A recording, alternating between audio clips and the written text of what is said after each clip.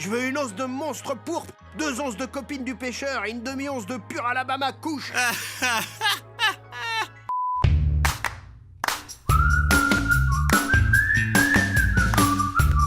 Une autre de vos émissions préférées, South Park. Mais avant de commencer, si vous êtes nouveau sur ma chaîne, bienvenue. Je m'appelle Jordan Wagner, je suis médecin urgentiste. Si vous aimez mes vidéos réactions ludiques et tout ce que vous voyez sur cette chaîne YouTube, alors abonnez-vous et activez la cloche de notification, comme ça vous saurez dès que je poste une nouvelle vidéo. Allez, on y va, c'est parti. Alors je peux avoir une ordonnance, docteur? Pourquoi? Pour de la marijuana médicinale. Il y a une nouvelle boutique là où il y avait le KFC et ils disent qu'il me faut une ordonnance si je veux acheter de l'herbe. À l'époque, un médecin pouvait rédiger une autorisation pour de la marijuana médicale, pour l'utiliser à des fins médicales, c'est-à-dire comme des médicaments. C'est pourquoi aujourd'hui, dans beaucoup d'États d'Amérique, vous n'avez pas besoin d'ordonnance pour avoir de la marijuana dans une pharmacie. Et vous devez avoir plus de 21 ans. C'est presque comme acheter de l'alcool aux États-Unis. La marijuana médicinale est pour les gens qui ne sont pas en bonne santé. Non. Pour les patients atteints du sida ou du cancer. Savez-vous ce que c'est de subir une chimio? Le THC les aide à manger et à supporter la Ouais, douleur. c'est vrai. Mais c'est aussi très bon contre la nausée, pour les patients atteints d'un cancer ou du VIH. Des personnes peuvent aussi l'utiliser contre l'anxiété ou les douleurs chroniques, dans beaucoup plus de cas en fait, aujourd'hui. Au fait, docteur, comment la plupart des gens chopent le cancer? Le cancer peut s'attraper de bien des façons. Oui, mais c'est quoi le moyen le plus rapide? En général, on ne plaisante pas avec le cancer. C'est pas un truc qu'on a envie d'avoir juste pour se procurer du cannabis, des antidouleurs ou ce genre de choses. Cancer des testicules. Non! En relation avec une exposition à de très hautes doses de Mais c'est radiation. horrible! Il y a tellement de possibilités qu'on comprend d'ailleurs pas parfaitement, l'environnement, la nutrition, qui augmentent les risques de cancer. Alors pourquoi diable on pourrait vouloir consciemment augmenter notre risque d'avoir un cancer juste pour du cannabis? Sérieux? Voilà. Monsieur Marsh, j'ai le regret de vous annoncer une mauvaise nouvelle. Soyez fort, vous avez un cancer des testicules. Est-ce que je peux enfin avoir mon ordonnance, s'il vous plaît?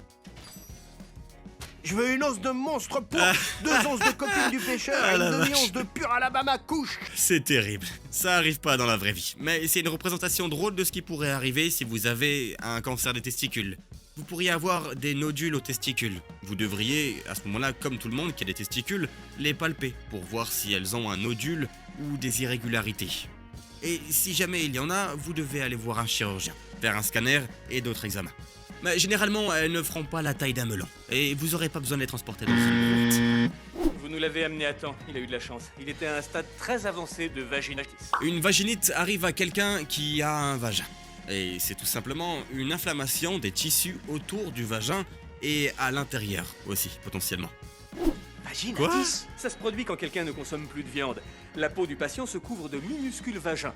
Si nous n'étions pas intervenus, Stan aurait fini par se transformer en une sorte d'immense fouf. Oh putain! Wow, wow, wow, wow, wow. Quoi?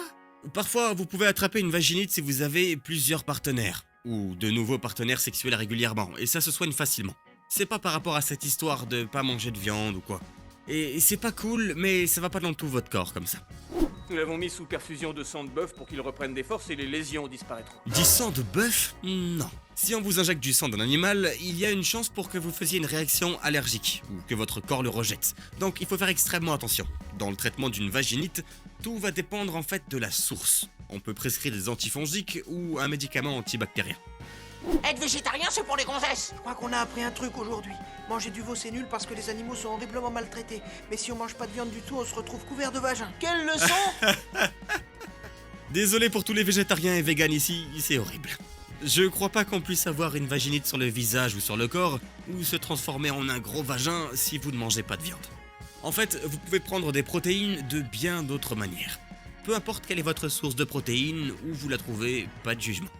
C'est quoi que t'essaies de faire exactement? Faire du blé sur son dos, comme Oni Boubou. Ah, c'est qui ça? Le cœur de Oni Boubou encore Oh. lâché. M'appelle Oni Boubou Oh. et je suis une reine de beauté, les pétasses. Je suis grosse comme une baleine et j'en ai... Ouh là là, ouh.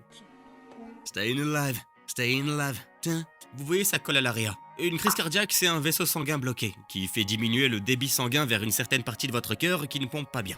Une crise cardiaque peut mener à un arrêt cardiaque. Mais il y a bien d'autres causes possibles pour un arrêt cardiaque où vous devriez faire un massage cardiaque à quelqu'un.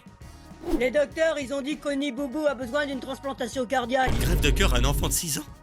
Ils vont l'opérer et lui greffer un cœur de porc. Alors aujourd'hui, on va aller à la ferme pour lui choisir son cochon. Si Oni Boubou doit faire des concours de beauté avec son cœur de porc, faut qu'on prenne un cochon Oh, qui a mon du Dieu. charme et qui sait s'en servir. Moi, je veux celui-là. Je sais pas pour vous, mais si mon cœur venait à ne plus fonctionner, je pense que je préférerais un cœur humain à celui d'un cochon, tout simplement parce qu'on est de la même espèce.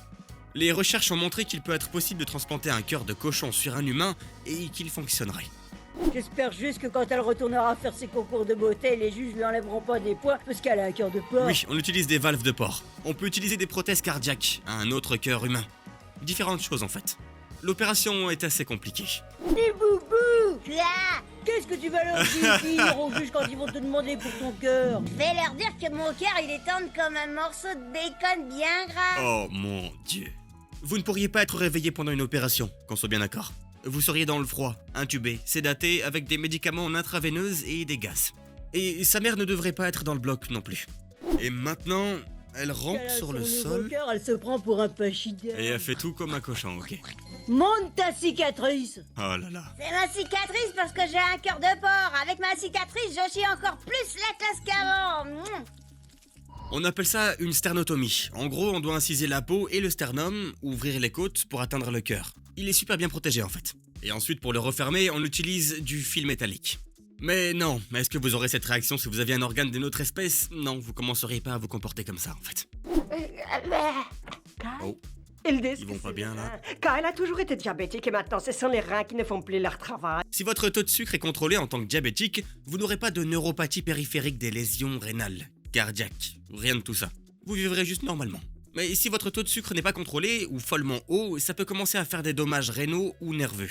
Vous devriez contrôler votre taux de sucre dans le sang autant que vous le pouvez, parce qu'en faisant ça, vous vivrez beaucoup mieux et beaucoup plus longtemps. Avez-vous essayé les médecines naturelles holistiques? Elles font des miracles, ils en ont parlé dans People. Vraiment? Dans People, il y a une boutique qui vient d'ouvrir en ville spécialisée en médecine holistique et en nourriture biologique. Elle est tenue par une femme fantastique qu'on surnomme Miss Oh Information. non. Oh. La désinformation, genre donner des fausses informations dans tous les sens. On est en proie à la désinformation de nos jours, mais South Park a mis le doigt dessus dans un épisode il y a des années de ça. Vous voyez, si nous tombons malades, c'est que notre corps est rempli de toxines. Trouver des informations médicales sur le magazine People par une certaine Madame Information dans un magazine New Age, ces choses sont absolument pas réglementées. Les médicaments aux États-Unis sont réglementés, mais les plantes, les compléments, ces choses-là ne le sont pas. Et vous n'avez aucune idée de ce qu'il y a réellement à l'intérieur et de l'effet qu'ils ont. De toxines? Oui, l'alimentation ordinaire, les sodas et la viande, tout ça est bourré de toxines et le seul moyen de retrouver la santé, c'est d'évacuer les toxines qui empoisonnent notre corps. Exact. Les médecins occidentaux croient toujours qu'il faut opérer. Je pense que le moyen le plus simple de libérer les toxines de votre corps est de lui permettre de bouger et d'arrêter d'ingérer ces toxines. Nos corps sont étonnants. Ils veulent être homéostatiques. Et ils vont sortir toutes ces choses de notre corps. Mais généralement, notre corps élimine la plupart des choses qui sont mauvaises pour nous de lui-même. Mais tout ce dont votre fils a besoin, c'est un régime détoxicant à base de poivre de cayenne et de jus de citron. Oh, c'est formidable, Miss Information. Tu entends ça, Kyle? La dame dit qu'il est inutile de t'opérer. J'ai déjà entendu ça, du jus de citron et du poivre de cayenne. Ouais, essayez avant les opérations. Si ça marche, merveilleux.